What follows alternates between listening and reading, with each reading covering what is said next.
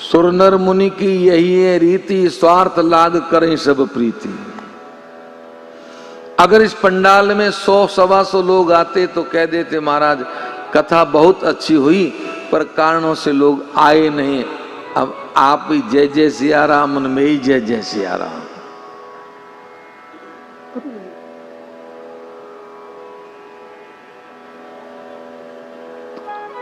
इसका कारण क्या है? इन लोगों का राम प्रेम, तो इन लोगों के पीछे, तो श्रोताओं के पीछे तो हमारी गाड़ी चलती है। तो हमारे माई बाप हुए कि नहीं हुए? थोड़ा जोर से बोलो। इतना कंजूसी क्यों करते हो मुंबई वाले? हुए कि नहीं हुए माई बाप? अब बताओ आप किसको प्रणाम करते हो?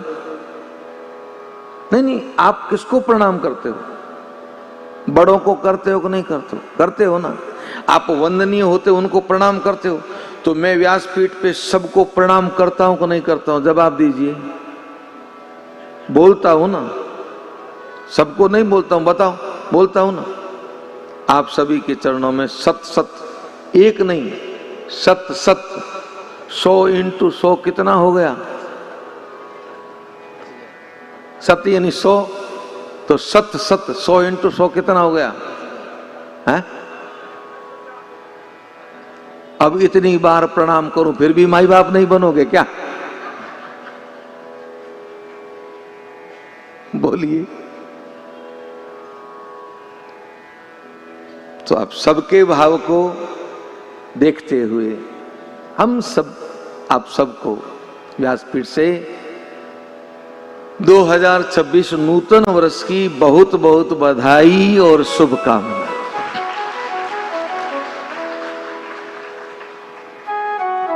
चलो कथा में चलें।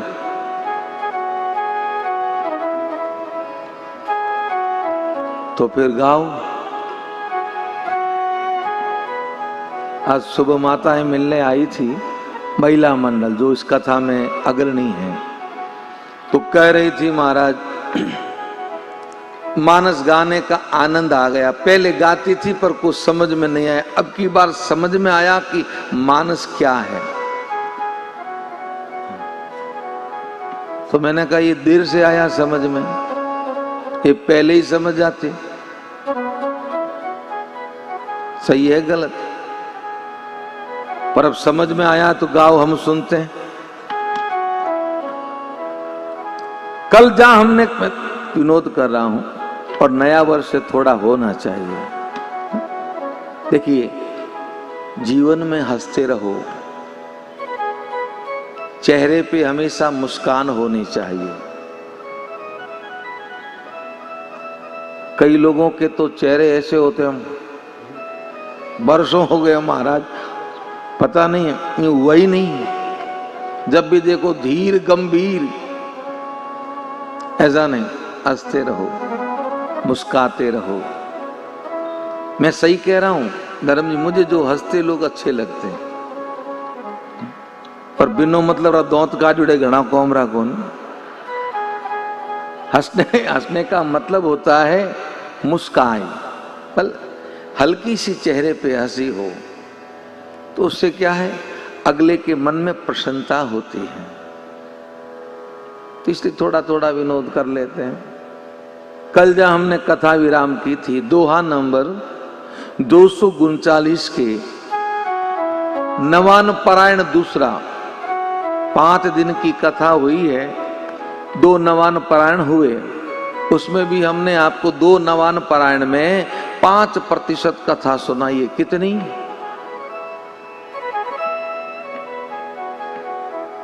अब पीछे जो 4 दिन उसमें जितना होगा उतना सुन लीजिएगा। रात बीती, सुबह हुई, मेरे प्रभु सब कार्य से निवृत्त होके गुरुदेव के पास आके बैठे। सतानंद जी आए और आके विश्वामित्र जी से कहा कि भगवान चलिए चल के धनुष्यशाला का अवलोकन करें, कहीं कोई कमी हो तो हमें निर्देशित करें। जो ही यह कह के सतानंद जी गए तो विश्वामित्र जी बोले सीय स्वयंवर देखिय जाई। गाइए सीय स्वयंवर देखिय जाई। जो ही सतानंद जी कह के गए कि आप चल के रंगभूमि का अवलोकन करें, तो विश्वामित्र जी ने कहा सीय स्वयंवर देखूं जाए। चलो चल के सीता जी का स्वयंवर देखते हैं। ईस काई धो देत बढ़ाए। भगवान आज किसको बढ़ाई देते हैं, किसके गले में जयमाल पड़ती है। अब जैसे ही यह विश्वामित्र जी ने कहा, लखन जी तुरंत बोल गई, क्योंकि लखन अति सजग है। ध्यान रखें, ये तो वही बात हो गई, कोई राजनीति क्षेत्र का व्यक्ति कोई संत के पास आए और कहे महाराज चुनाव आ रहे हैं, आशीर्वाद दो, हमारा ही बेड़ा पार हो जाए। तो संत कहें कि जा भाई पहले टिकट तो ले आ पार्टी का, फिर आशीर्वाद दे देंगे। अब वो बेचारा मर खप के, आपको तो पता आजकल टिकट कैसे किस तरीके से मिलते हैं, येन कैन प्रगैन करके टिकट ले आए और टिकट लाके और फिर के महाराज टिकट मिल गया, अब आशीर्वाद दो। महाराज के भैया दो खड़े होते, एक तो हारता ही है। अब बताओ, अब उसमें कैसी हो। अब वही बात विश्वामित्र जी ने कह दी, चलो भगवान किसको बढ़ाई दे। अब जबकि पहले दिन राम कहा सब कोशिक पाई, सरल स्वभाव छूत छल नाई। राम जी ने पूरी घटना बता दी कि हमने जनक नंदनी को पसंद किया, और उस समय विश्वामित्र जी ने कह दिया कि सुफल मनोरथ हो तुम्हारे। अब आशीर्वाद तो पहले दिन दे दिया, और अब कह रहे भगवान किसको बढ़ाई दे। अब बताओ, ये तो दो डबल बात हो गई। तो लक्ष्मण जी ने तुरंत कह दिया, गुरुदेव धनुष तो वही भंग करेगा जिसके ऊपर आपकी कृपा होगी, और आपकी कृपा तो कल रात को हो गई। भाई आशीर्वाद तो एक को दिया जाता है, दो को नहीं दिया जाता। चुनाव होते तो हम भी तो कथा गाते हैं। अब कथा गाते हैं तो हमारे लिए तो सब एक जैसे। अब जो पार्टी वाला आए, पहले आए प्रणाम करें, तो भाई उसको ये थोड़ी कह के जाओ तुम हारो, ये तो कह नहीं सकते। अब वो आए, आके आशीर्वाद दे के माला पहना दे, महाराज आशीर्वाद, परमात्मा आपकी इच्छा पूरी करें।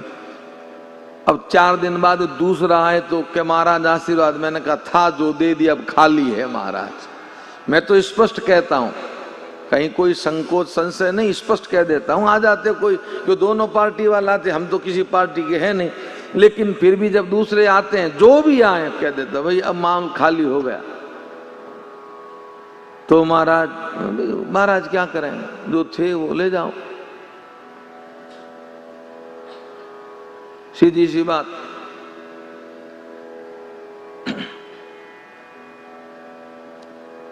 अब दे दिया सो दे दिया, ऐसा थोड़ी दोबारा पलटा थोड़ी जाएगा। तो विश्वामित्र जी ने आशीर्वाद दे दिया। अब ये थोड़ी कहेंगे अरे नहीं मैंने कल गलती से कह दिया, ऐसा थोड़ी। लक्ष्मण जी ने कहा आपने आशीर्वाद दे दिया, इसका मतलब धनुष कौन भंग करेगा, हमारी सरकार करेंगे राम जी। लखन का जस भाजन सोई, नाथ कृपा तब जा पर होई। और जैसे ही लखन ये बोले तो जितने ही महात्मा थे, हर से मुनि सब सुनी बर बानी।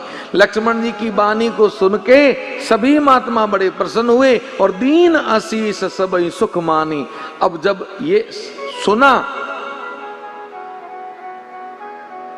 तो सबने आशीर्वाद दिया। ये दुनिया का रिवाज है। नाव तैरती हो ना रामचंद्र जी, तो हर कोई बैठ जाता है। डूबने वाली में कोई ना बैठे, सब महाराज चूहे भाग जाते हैं, आदमी तो छोड़िए, उनको पता ही ये डूबने वाली है। तो जब तैरने वाली है, बोलिए, तो सब बैठते कि नहीं बैठते? डूबने वाली में कोई बैठता है? आप सबके तो आंखों के सामने, हम तो नहीं बोलते लेकिन आप सब जानते हैं, मुझे कहने की जरूरत नहीं। तो जैसे ही विश्वामित्र जी की प्रामाणिकता हुई कि जितने महात्मा थे सबने कहा हाँ यही ऐसा ही होगा, तुम ही उठाओगे, हाँ आशीर्वाद, हमारा भी आशीर्वाद, हमारा भी आशीर्वाद। अब पता उठ तो जाएगा तो कभी हम ही कॉलर चोरी करके कहेंगे हमने भी आशीर्वाद दिया था। हमारा मना कौन करे, ये तो सीधी सी बात है।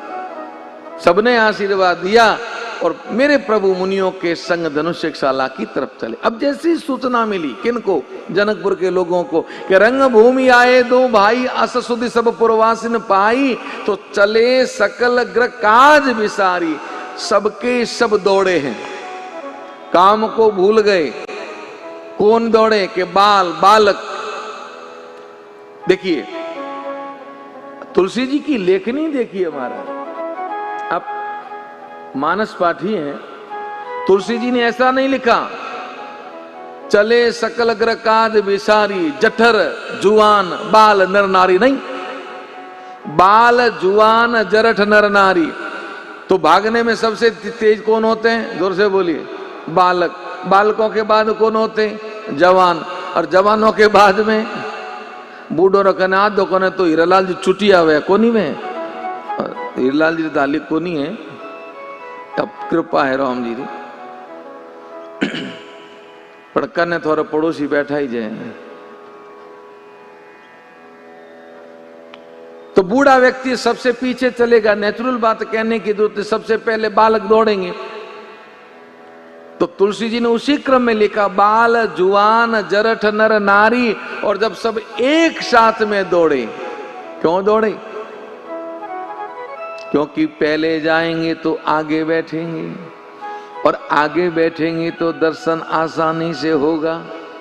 देर से जाएंगे तो पीछे बैठेंगे, और पीछे बैठेंगे तो दर्शन आसानी से नहीं होगा।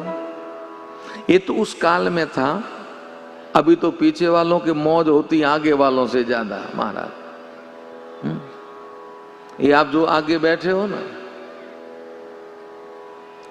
आपको बड़ी सजगता से बैठना पड़ता है, क्योंकि आपको पता महाराज सामने देख रहे हैं। तो न तो आप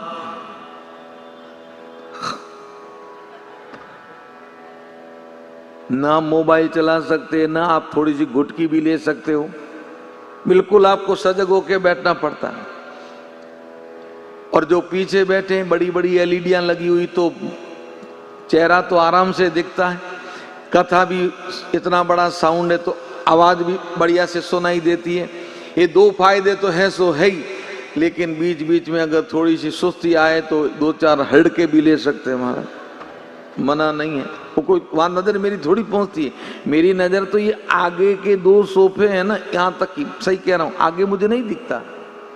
क्योंकि एक तो ऐसे भी आंखें कमजोर हैं, और कमजोर नहीं हो तो ये जो सामने लगा हुआ है ना, ये लाइटों का ये अंबार है,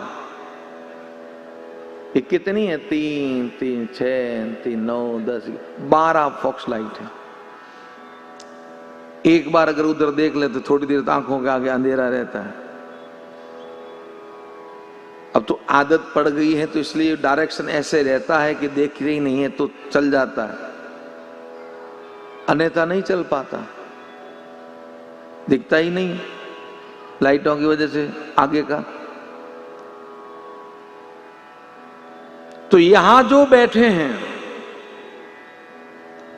उस काल में ये व्यवस्थाएं नहीं थी, इसलिए पीछे बैठने की वनिस्पत लोग आगे बैठने की ज्यादा चाह रखते। पर आज भी आगे बैठने की चाह रखते कौन रखते हैं? जो मानस में डूबे हुए हैं।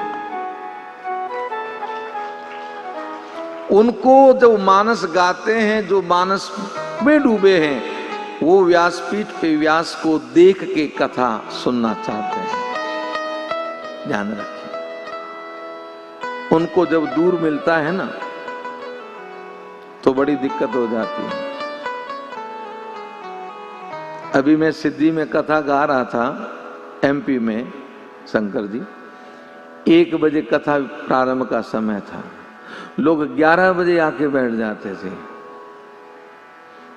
और हमारी तो आदत है, आपको पता, कभी समय पे कथा विराम करते नहीं, चालू समय पे करते हैं। हाँ, समय के पंचुअल है, किस बात के? प्रारंभ करने के, विराम के पंचुअल नहीं है, ध्यान रखिएगा।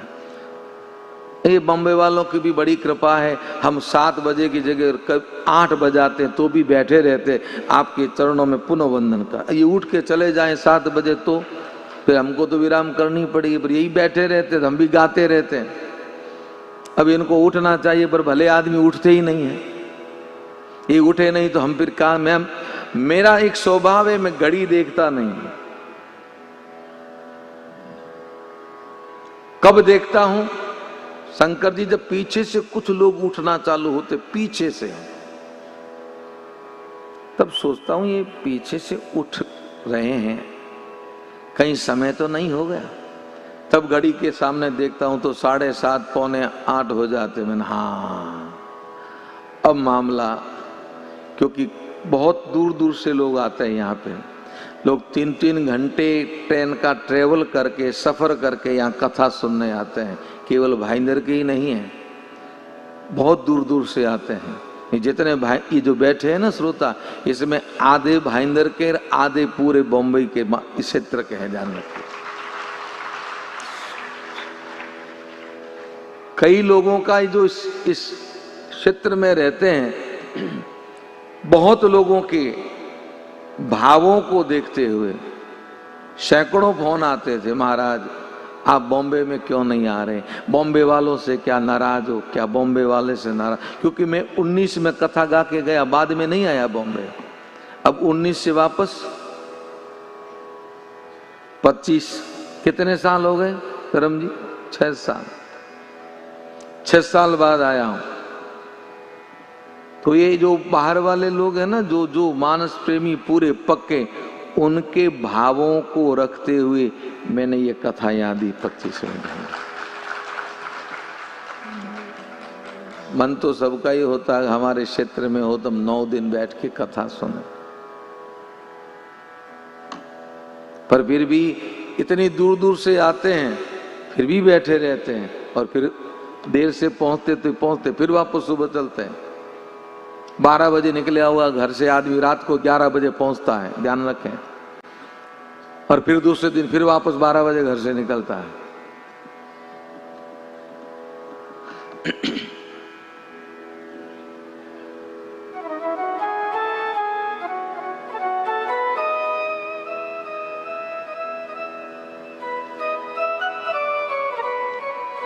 तो सब एक साथ में दौड़ के आए। अधिक भीड़ देख के जनक जी ने सेवकों को कहा सबको यथा योग बिठाएं।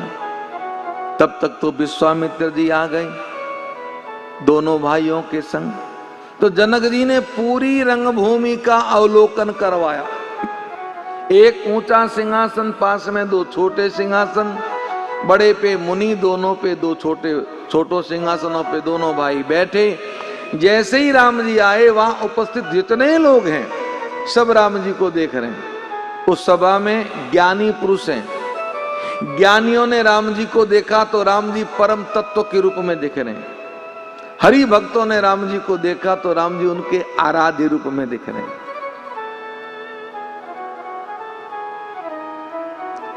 असुरों ने राम जी को देखा तो राम जी काल रूप में दिख रहे हैं। जनकपुर के लोगों को राम जी बाल रूप में दिख रहे हैं, और जनक जी के परिजनों को परिजन रूप में दिख रहे हैं।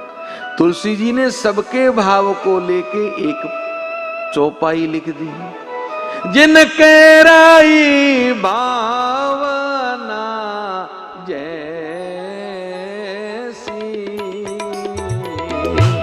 जिनके राई भावना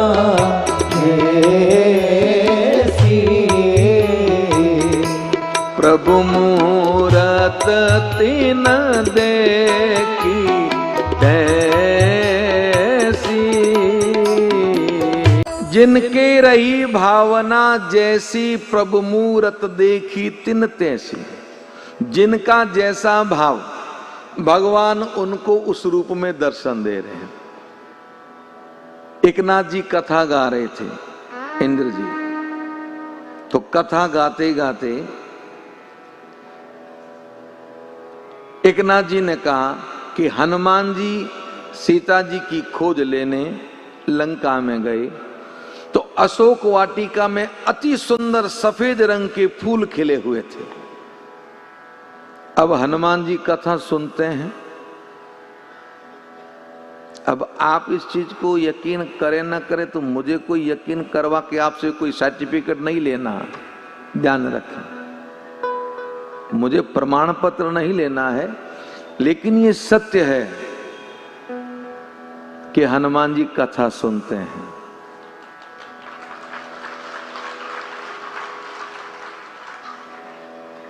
हनुमान जी को हमने अपने भाव से एक नाम दिया है, जो अब तो जितने मानस प्रेमी हैं वो सब उस नाम से परिचित है। हम कभी हनुमान जी को हनुमान जी नहीं कहते। क्या कहते हैं? पूंछ वाले बाबा। कभी किसी ने जानने की कोशिश नहीं की, किसी ने नहीं पूछा हमें। हमसे जो जुड़े हुए अति प्रिय जो है उन्होंने भी नहीं पूछा।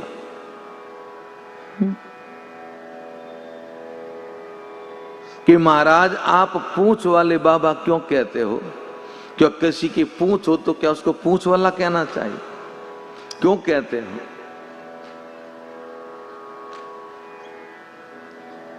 उसके कहने के पीछे भी कुछ रहस्य है, ध्यान रखें।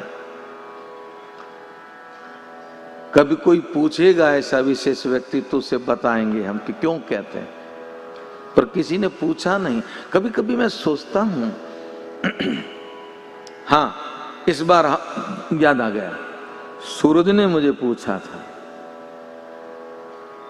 कि एक बात बताओ महाराज। मैंने कहा बोल। आप ये हनुमान जी को पूंछ वाला बाबा क्यों बोलते हो? मैंने कहा तेरे काम की बात ही निकाय को पूछ रहा। तो नहीं नहीं, पूछा बताओ। तो फिर मैंने उससे बताई पूरी बात। तो उसने मुझे कहा आपने मुझे बताई बहुत अच्छी बात है, पर किसी को बताइएगा नहीं। मैंने कहा क्यों? क्योंकि आप बताओगे तो कोई मानेगा नहीं, इसलिए कहिएगा मत।